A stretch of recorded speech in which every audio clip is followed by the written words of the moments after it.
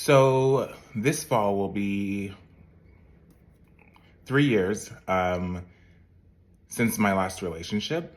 And when friends and family ask why I'm not dating or why I'm still single, my answer is that I'm not divorced yet. And so I don't want to bring that into a new relationship. I don't want to have to explain that situation, which is true. It's 100% true. But I guess if I was 110% honest, um, it's that I'm scared to put myself back out into that pool, that world again, because I'm not going to attempt to speak for all Black men, but I will tell you that my experience as a Black man dating has been pretty um, disheartening, to say the least, over the years.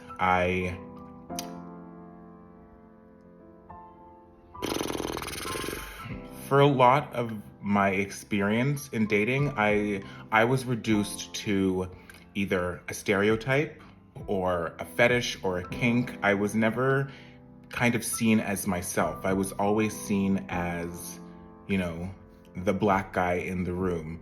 And before anyone says like, "Oh, I'm sure it wasn't that bad," or, you know, a few bad experiences should not cloud your whole view of your dating life, I will be 100% honest with you and tell you the things that I've experienced many times over. It's the comments like, "Oh, you're so attractive for a Black guy." It is the comments like, "I've always wanted to know what it's like to be with a Black guy." Comments like, "I really love Black men." Feeling like I was always either somebody's sexual conquest or somebody's sexual experiment was not fun, and it did not leave me with the best sense of self or best self-esteem. And when it came to relationships, my experiences really weren't any better. The comments that I received most frequently was, "You're a really great guy and I really like you, but I could never bring you home to my parents," or "I don't know what my friends would think," or "I don't want to put you in the position where you feel uncomfortable around my family or friends," or being told like, "I really like you and I would like to be with you, but I don't want to spend our whole relationship defending our relationship." And again, dealing with that over and over and over again, it became gross. Like I felt gross. Felt gross about myself. I felt that no one ever took the time and the opportunity to get to know me, because this barrier was always there, and it was always hindering my experience and hindering people from really experiencing me, who I am. And because of that, I stopped. When I turned 30, I just stopped dating. I just was like, I was over it. I was over feeling like not even like a second option, like I wasn't an option. And when I was an option, I was only an option for sexual purposes. And like, I am a sexual person. I enjoy sex. I like sex, but I was never the hookup person. In my 20s, I forced myself to be that type of person because it's what I was experiencing around me, and it's what my friends were doing, and it's what I was told as like a gay, out and proud man, that is what I should be doing. But it really left me feeling another level of gross, another layer of gross, because it was so contradictory to who I actually am as a person. I am such a sensitive, open-hearted, empathetic, just like mushy person. That's just who I am. And so putting myself and forcing myself into situations that were the opposite of that, it really played into the downfall of my self-esteem and my self-worth.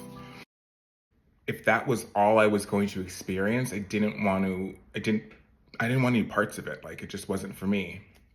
And I stayed single for a very long time. I didn't want to be single. I know there are people out there who are happy to be single, who thrive being single. And while I'm not miserable being single, it's just not what I want for myself. I feel like I am designed to be in a relationship. I feel like there's only so much growth that somebody can do on their own. And there's only so much you can get from a platonic relationship. Those relationships are paramount and they are so important and they are so necessary. But there's a different level of intimacy that comes with a romantic partner and a sexual partner. And there's a safety and security that comes with having someone witness you in the quiet moments, in the moments that nobody else sees.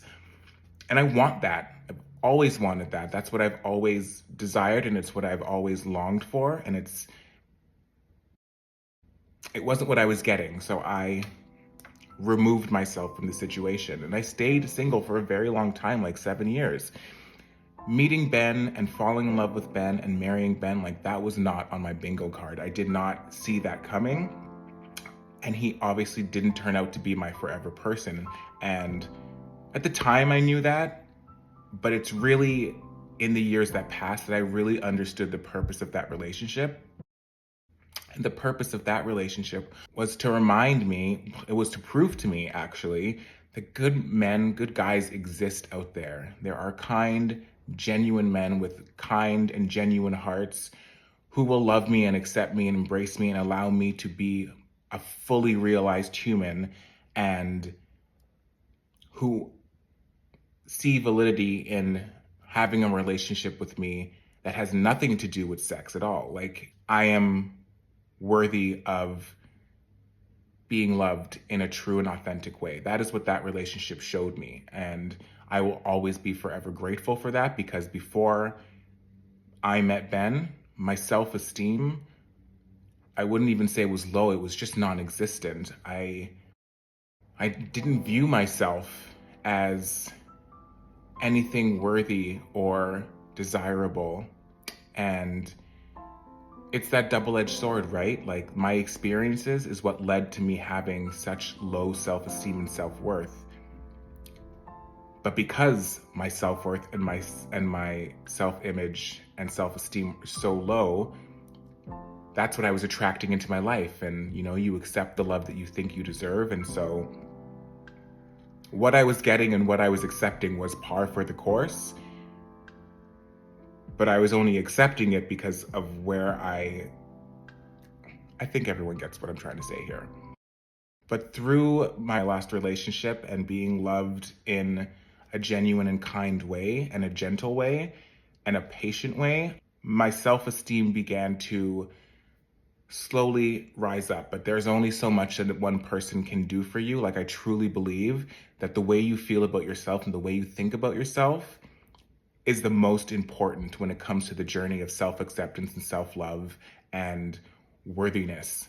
And so for the last 6-7 months, that is what I've been doing. I've been pouring into myself. I have been not convincing myself, but making myself realize that I am beautiful and I'm handsome and I'm sexy and I'm funny and charismatic and charming and I'm a nice person. I'm a good person. I'm a kind person. And I deserve abundance when it comes to love and romance. There is nothing that disqualifies me from having it. And my last relationship taught me that those guys are out there. Like, he exists, and I will find him one day, or he will find me, or we will find each other. Like, the things that I desire and that life that I want in that capacity, it's there for me and it will happen for me. There might be a long gap again in between now and him, but the difference is I am not worried about filling that in between space with dating just to date. I don't do well on apps. Small talk gives me anxiety and triggers my fight or flight. Like, I hate the talking phase.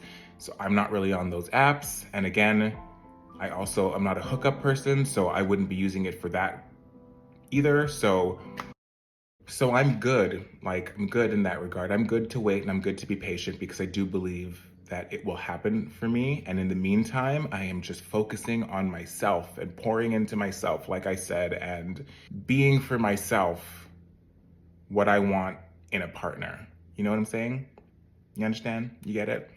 And until then, I have the most incredible friends, community of support and love, and I'm just so lucky and blessed in that regard that I don't want Other than like sexy times, I don't really want for anything else. I'm so cared for and nurtured and loved, and my cup runneth over in that regard. I'm good to be patient. I have all the patience in the world because I have fantastic friends in my life, and I have myself. You know, like I've always been good with my own company, but I'm learning to like love my own company and enjoy time with myself. Not just spending time with myself because it's not uncomfortable to do so, but just really like enjoying me time, you know? And so, yeah, that's where I'm at. I am at a space where I don't need to be anyone's stereotype. I don't need to be anybody's check mark on their fuck it list. Like, I am a full human with beautiful brown skin, and anyone who sees the color of my skin as a reason not to date me or get to know me or approach me, or anyone who can't see past that to see the human inside of this body, then like I don't want any parts of that. And like I said, I am a sensitive, open-hearted little sucker, and I always see the best in people, and I want the best for people and from people, and I fall in love with people's potential far too quickly. And so there are potential for me to miss some red flags. But luckily, I have a few people, a few women in my life that if I don't catch it, they will catch it, and they will let me know, and they will let you know. So I think I'm safe. But yeah, I just want to encourage you to put yourself first and your opinion first, and don't let other people's opinion of you or estimation of you dictate your self-worth and deter you from loving yourself fully. When you let other people's perception of you cloud your perception of yourself, horrible things can happen for you. Like, I went on a years long battle with an eating disorder because I was like, okay, well, if I'm the skinniest one in the room with my abs poking out, then people will think I'm desirable or attractive.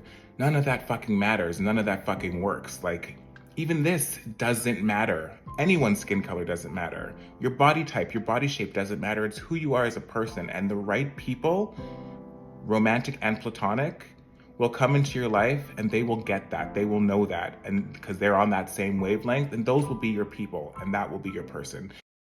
And until that day comes and that happens for you, love yourself. As cheesy as that sounds, it's just fucking true. Love yourself. Okay? All right. That is all for today. 100%, that's all. I'm on a ramble mode now, so we're gonna stop. But I hope that you have a day that is good, and bye.